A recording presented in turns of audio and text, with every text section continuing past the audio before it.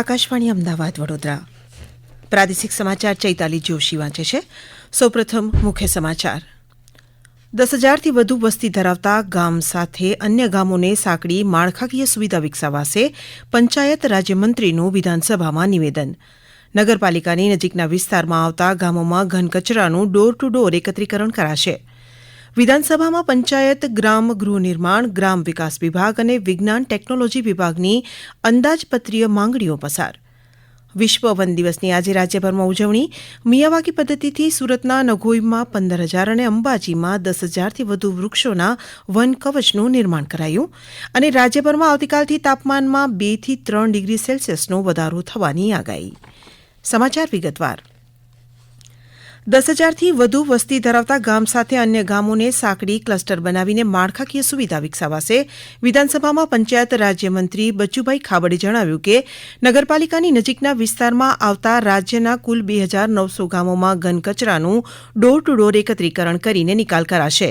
અત્યાર સુધીમાં મંજૂર કરવામાં આવેલા 3,189 ગ્રામ પંચાયત ઘર પૈકી 2,939 નવીન ગ્રામ પંચાયતના કામો પૂર્ણ કરાયા છે.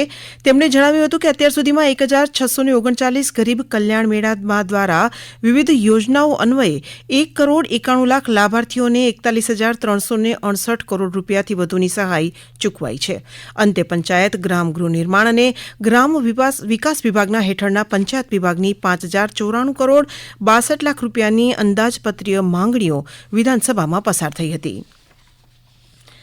ગ્રામ વિકાસ રાજ્યમંત્રી કુંવરજી હળપતિએ જણાવ્યું કે આ વર્ષે રાજ્યમાં વધી 5,950 સ્વસહાય જૂથોની રચના કરાશે.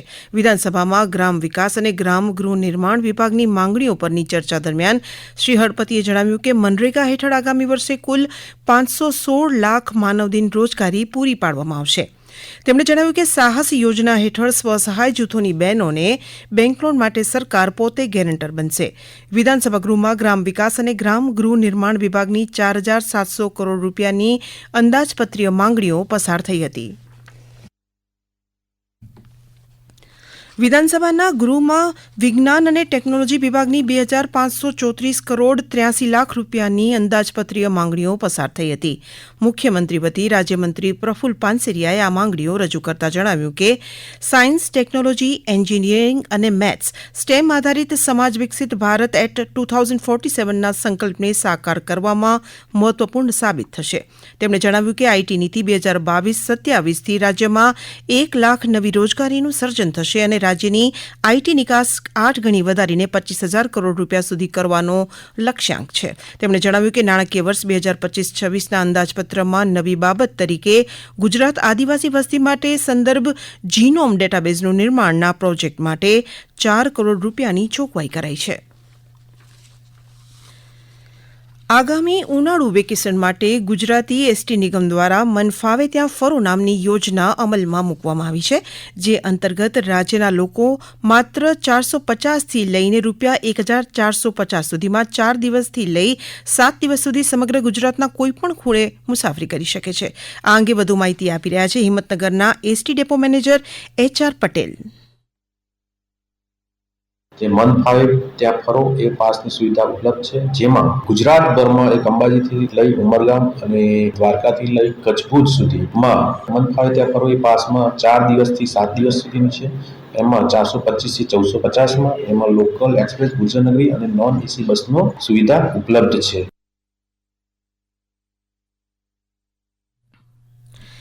ગાંધીનગર સ્થિત રાષ્ટ્રીય ઔષધીય શિક્ષણ અને સંશોધન સંસ્થાન નીપર ખાતે 2 દિવસનું રાષ્ટ્રીય સંમેલન યોજાયું હતું. જેમાં ગુજરાત સહિત અન્ય રાજ્યોના ઔષધીય શિક્ષણ સાથે જોડાયેલા વિદ્યાર્થીઓએ જોર્ડન, મલેશિયા, અમેરિકાના નિષ્ણાતોનું માર્ગદર્શન મેળવ્યું.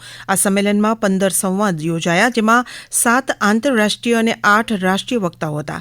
આ કાર્યક્રમમાં 145 પ્રતિનિધિઓએ ભાગ લીધો હતો. આ સમાચાર આપ આકાશવાણીના અમદાવાદ વડોદરા કેન્દ્ર પરથી સાંભળી રહ્યા છો. આ સમાચાર આપ અમારી YouTube channel AIR news Gujarat પર પણ સાંભળી શકશો. વધુ સમાચાર માટે અમારી વેબસાઇટ newsonair.gov.in/gujarati અને અમારા એક્સ હેન્ડલ AIR_news_ABAD ને ફોલો કરશો. આજે 21 માર્ચ એટલે કે વિશ્વ વન દિવસ છે. બનાસકાંઠા જિલ્લાના યાત્રાધામ અંબાજીને હરિયાળું બનાવવા ગ્રીન અંબાજી પ્લાન્ટેશન પ્રોજેક્ટ અમલમાં મુકાયો છે. આ પ્રોજેક્ટ અંતર્ગત મિયાવાકી પદ્ધતિથી 10,000થી વધુ રોપા તૈયાર કરાયા છે. વન વિભાગના અભિયાને આ પર્યાવરણ સંરક્ષણની સાથે સ્થાનિક સ્તરે રોજગારીના અવસર પણ સર્જ્યા છે. આ અંગે ત્યાંના સ્થાનિક દિલીપ કોદરવીએ વધુ માહિતી આપી. સરકારે ચેકડેમ બનાવ્યા है, એમાંથી પાણી ભરાઈને એટલે અમારે કૂવામાં પાણી આવી ગયું ઉપર. એના લીધે અમારી ખેતી બહુ સારી થાય છે. પછી જંગલ ખાતાવાળે રોપા વાયા, એમાં પછી અમને બહુ પણ ફાયદો થયો છે. એને જો ફળ આવે અમે બજારમાં જઈને વેચીએ છીએ, એનાથી અમારું જીવન પણ સારું થાય છે. વિશ્વ વન દિવસની આ વર્ષની થીમ છે વન અને ખોરાક.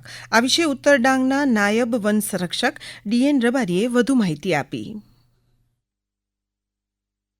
એમાં ઝાડ છે, શ્રબ છે અને હબ છે, જે નાના છોડવાઓ છે. એમાં ખાસ કરીને ઝાડમાં જો તો મહુડાનું દરેક જે અંગ છે, જે એની દરેક વસ્તુ છે, એ આપણા આયુર્વેદિકમાં તેમજ ખોરાકમાં લોકો ઉપયોગ કરે છે. અન્ય વસ્તુમાં આમળા છે, હરડે છે, બેડા છે, તેના પણ ઘણી વસ્તુ લોકો ઉપયોગ કરે છે. અને ખાસ કરીને ડાંગની અંદર વાંસનું પ્રમાણ વધુ છે, તો વાંસની અંદરથી અથાણા અને વાંસની જે સબ્જી બનાવીને લોકો વાપરે છે.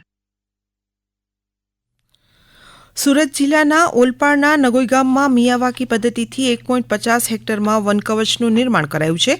આ કાર્યમાં મહિલા વનરક્ષક હેતલબેન જાલંધરાએ મહત્વનું યોગદાન આપી ખારાપાટ ધરાવતી ગાંડા બાવળથી ભરેલી જમીન પર 58 જાતિના 15,000 વૃક્ષો ઉછેર્યા છે. સોમનાથના માઢવાડ બંદરે દરિયામાં ડૂબી જતા 2 બાળકોના મોત થયા હતા. બંને બાળકો શાળાએથી છૂટી દરિયામાં થર્મોકોલ પર બેસી રમતા હતા. તે દરમિયાન તેજ પવન હોવાને કારણે બંને બાળકો દરિયામાં ડૂબ્યા હતા. ગામના માછીમાર યુવાનોએ માછલી પકડવાની જાળથી બાળકોની શોધખોળ હાથ ધરી હતી, જેમાં બંને બાળકોના મૃતદેહ બહાર કઢાયા હતા. પ્રધાનમંત્રી કિસાન સન્માન નિધિ પીએમ કિસાન યોજનાનો લાભ દેશના લાખો ખેડૂતોને મળી રહ્યો છે.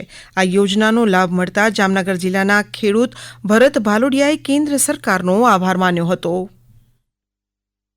આજ જે સહાય સરકાર આપે છે એ 2,000 રૂપિયા સહાય મળે છે. 18 હપ્તા મળી ગયા છે. મને પણ પોતાને મળી ગયા છે.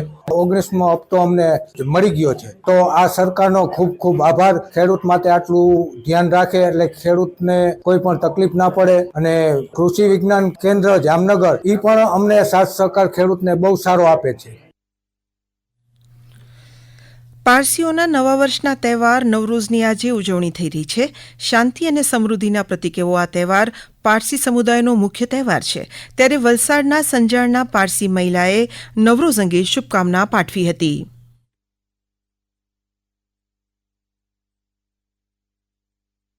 એ દિવસે મહત્વનું એ છે કે આપણે થેન્ક્સગિવિંગ તો ભગવાનને આપવાનું જ કે આપણે અહીંયા છીએ અને આપણે હેપી છીએ. એટલે સવારના પોરમાં તૈયાર થઈને આપણે અગિયારી અથવા આતશબેરામ જઈએ, બ્લેસિંગ્સ લઈએ, આતશ પાતશાહના મિત્રોને મળીએ, ફેમિલીને મળીએ, વડીલોના આશીર્વાદ લઈએ, સેવ, રવો, કોઈ પણ મીઠી ચીજ જે મીઠાશ આપે એ ખાઈએ. ઇમ્પોર્ટન્ટ એ છે કે આપણે સારી રીતે બધાની સાથે રહીએ અને મજા મસ્તી કરીએ.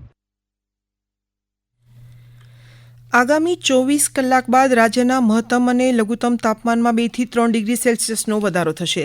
હવામાન વિભાગના વૈજ્ઞાનિક રામાશ્રય યાદવના જણાવ્યા અનુસાર આગામી 5 દિવસમાં આ વધારો યથાવત રહેશે. જોકે રાજ્યના દરિયાકાંઠાના વિસ્તારોમાં 24 કલાક બાદ ગરમ ભેજયુક્ત પવનોને કારણે બફારો અનુભવવો પડશે. અંતમાં મુખ્ય સમાચાર ફરી એકવાર. 10,000થી વધુ વસ્તી ધરાવતા ગામ સાથે અન્ય ગામોને સાંકળી માળખાકીય સુવિધા વિકસાવાશે. પંચાયત રાજ્યમંત્રીનું વિધાનસભામાં નિવેદન. નગરપાલિકાની નજીકના વિસ્તારમાં આવતા ગામોમાં ઘન કચરાનું ડોર ટુ ડોર એકત્રીકરણ કરાશે. વિધાનસભામાં પંચાયત ગ્રામ ગૃહ નિર્માણ ગ્રામ વિકાસ વિભાગ અને વિજ્ઞાન ટેકનોલોજી વિભાગની અંદાજપત્રીય માંગણીઓ પસાર. વિશ્વ વન દિવસની આજે રાજ્યભરમાં ઉજવણી. મિયાવાકી પદ્ધતિથી સુરતના નગોઈમાં 15,000 અને અંબાજીમાં 10,000થી વધુ વૃક્ષોના વન કવચનું નિર્માણ કરાયું. અને રાજ્યભરમાં આવતીકાલથી તાપમાનમાં 2 થી 3 ડિગ્રી સેલ્સિયસનો વધારો થવાની આગાહી. આકાશવાણીના અમદાવાદ વડોદરા કેન્દ્ર પરથી પ્રાદેશિક સમાચાર પૂરા થયા.